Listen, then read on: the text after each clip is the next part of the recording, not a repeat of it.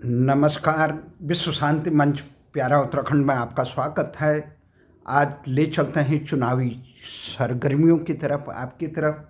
आज का सबसे बड़ा सवाल है, क्या उत, क्या भारतीय जनता पार्टी उत्तराखंड में भी कोई मौर्य मचाएंगे तहलका? तो आज का सबसे बड़ा सवाल, आज का सबसे ज्वलन है कि आगामी 2022 के विधानसभा चुनाव की रणभेरी बज चुकी है। मतदान की चुनाव आयोग ने इसका ऐलान कर दिया है। 10 मार्च को मतगणना होगी। उससे पहले 10 फरवरी से लेकर 7 मार्च तक चुनाव होंगे।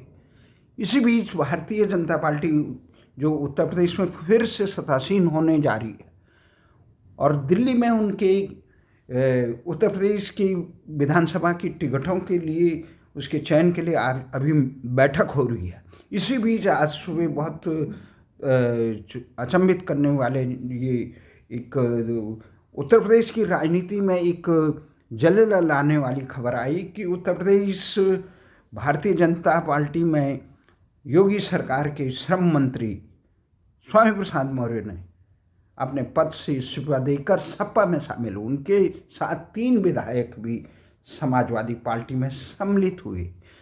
ये मौर्य, तो इससे क्या है कि मौर्य जो हैं वो मौर्य समाज जो 6% उत्तर प्रदेश की आबादी का सबसे मजबूत जातियों में से तीसरी मजबूत जातियों में मानी जाती है, तो उससे क्या है कि भारतीय जनता पार्टी के आला नेतृत्व पर दबाव पड़ा। अमित शाह जी ने स्वयं स्वामी प्रसाद मौर्य से संपर्क किया, उन्हें मनाने की कोशिश की, स्वतंत्र देव और बंसल को उनके मनाने में लगाया, परंतु लगता है कि उन्होंने बहुत सोच समझ के वो किया है और उन्हें लगा कि भारतीय जनता पार्टी से बेहतर ये समय समाजवादी पार्टी है। और उनके इस्तीफे से जहाँ समाजवादी पार्टी में उत्साह की लहर है, वहीं भारतीय जनता पार्टी का आला नेतृत्व भले ही स्वामी प्रसाद मौर्य के जाने से उतना चिंतित नहीं है, परंतु उसे इस चीज़ की आशंका सताई जा रही है, क्या उत्तराखंड में भी इसी प्रकार स्वामी प्रसाद मौर्य उनकी सारी योजनाओं पे पानी फेर सकते हैं। तो इस प्रकार की जब बात उनके मन में है, तो हम देखते हैं कि स्वामी प्रसाद मौर्य से मजबूत नेता उत्तराखंड में कौन है जो भारतीय जनता पार्टी के आशाओं पर पानी फेर सकते हैं। स्वामी प्रसाद मौर्य ये नहीं है कि एक निष्ठावान किसी दल के कार्यकर्ता रहे हैं।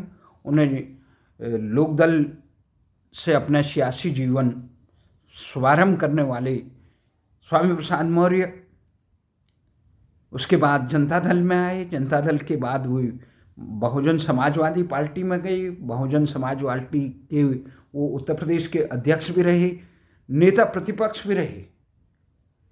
बस उसके बाद उन्होंने 2016-17 में भारतीय जनता पार्टी में सम्मिलित हुए और पूरे कार्यकाल वो मंत्री भी रहे। उनकी बेटी भी सांसद है इस समय, और उसके अलावा ऐसे भी आरोप लगाए जा रहे हैं कि वो अपनी बेटे को टिकट की मांग कर रहे थे।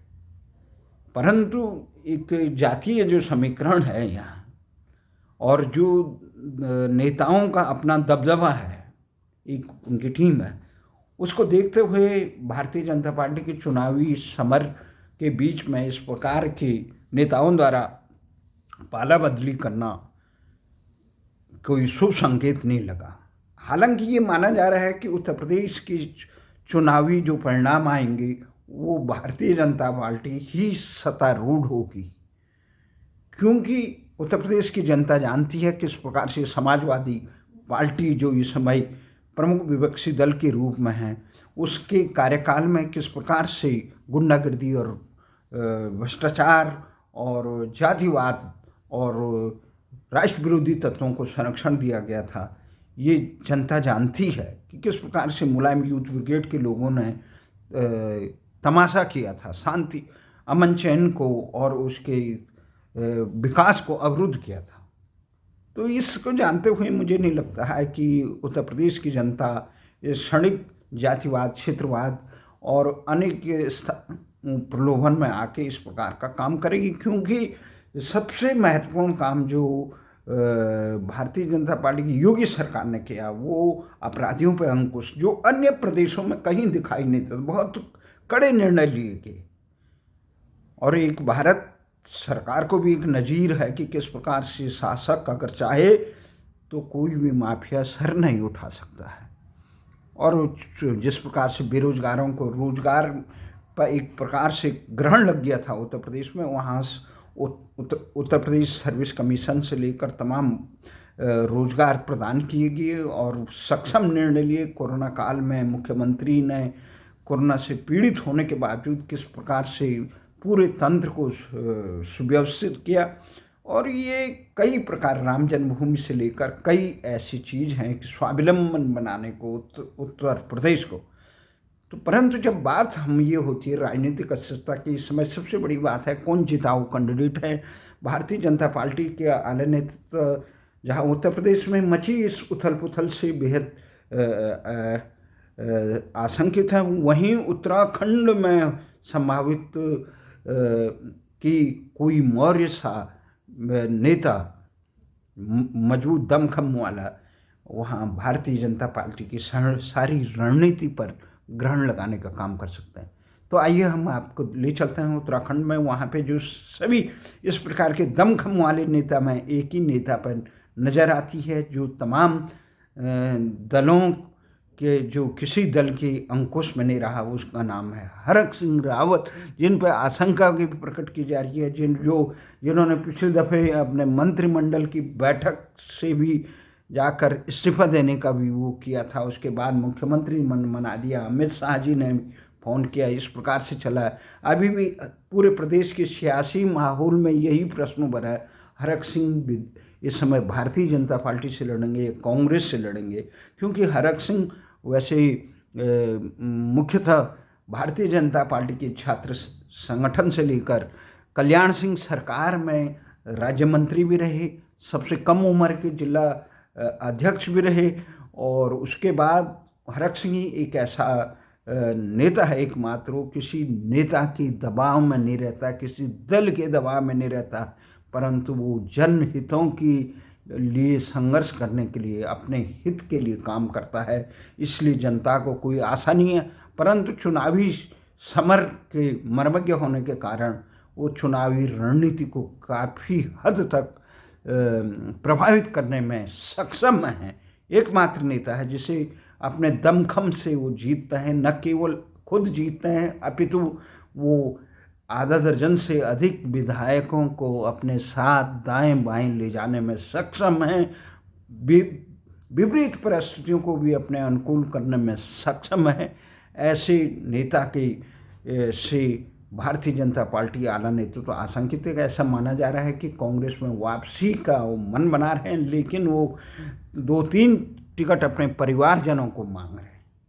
अब इस पे कांग्रेस में सबसे बड़े अवरोधक वो हरीश रावत हैं, जिस प्रकार से वो हरीश रावत से माफ़ी भी मांग चुके हैं। पिछली जो सरकार हरीश रावत की गिरने का जो असफल प्रयास भारतीय जनता पार्टी ने किया, जिससे पूरे देश में जगह आई, कि उसके भी मुख्य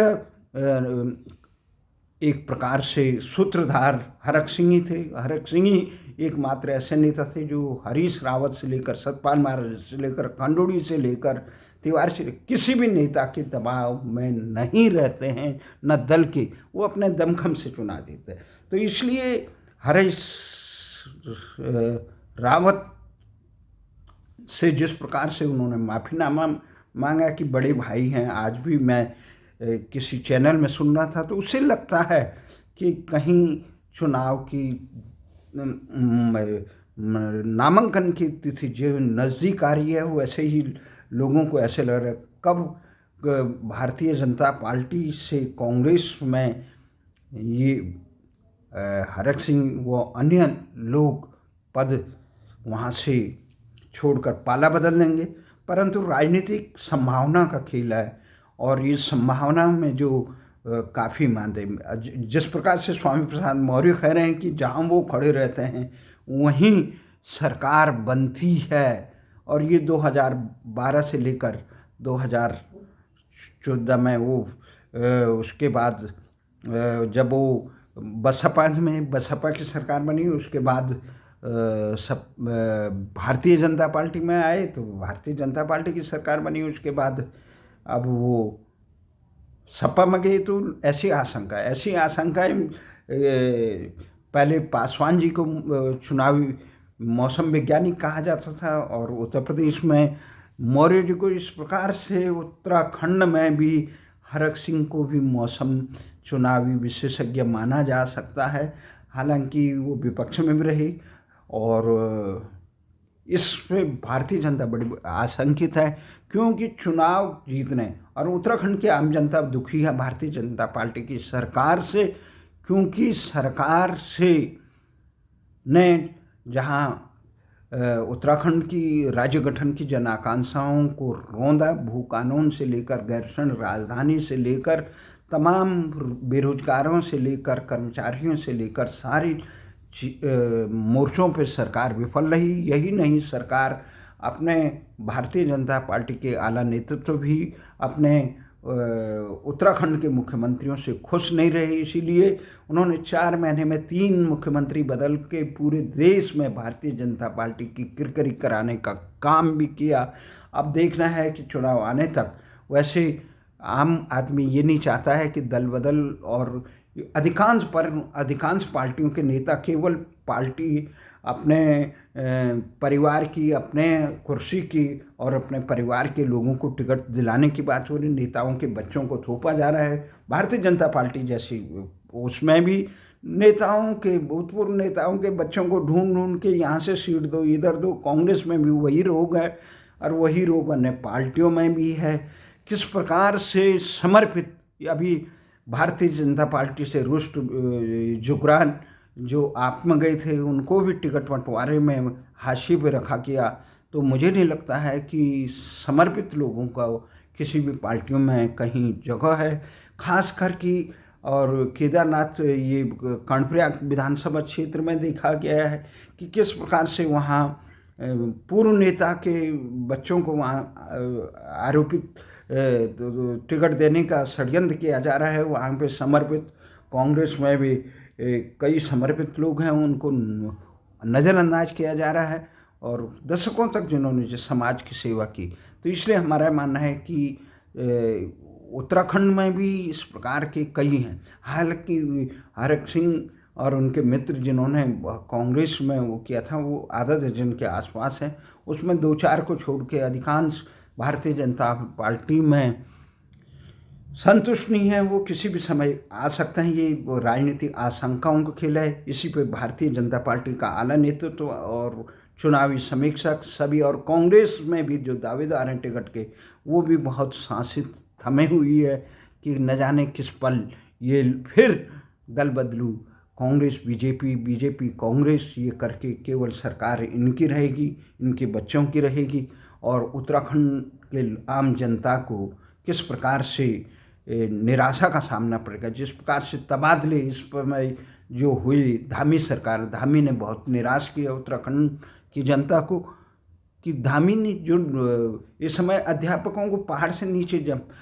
मैदानी क्षेत्रों में थोपा गया, तो बहुत दुखद है। और आने वाले समय में इस प्रकार के कार्यक्रम होगा। सबकी आंखें इस पर लगी है, नजरें गड़ाए बैठे हुए हैं कि इस प्रकार की खबर कब आती है, कौन उत्तराखंड में बन सकता है मौर्य।